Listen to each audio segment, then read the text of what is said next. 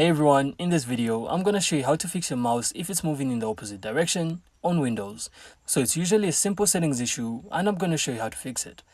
So first, simply open settings, then go to Bluetooth and devices.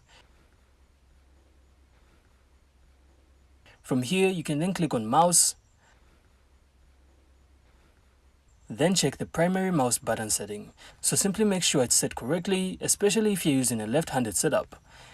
So simply make sure that enhanced pointer precision isn't causing any strange behaviors, and then confirm that the pointer speed feels normal. So if you're using a touchpad or external mouse software, you can also open that app and reset the settings to default. You can also try unplugging and reconnecting the mouse or using a different USB port. So finally, you can also try updating your mouse driver. To do this, simply press Windows plus X at the same time, then go to Device Manager, then mice and other pointing devices. From here, you can then right-click on your mouse and choose Update Driver.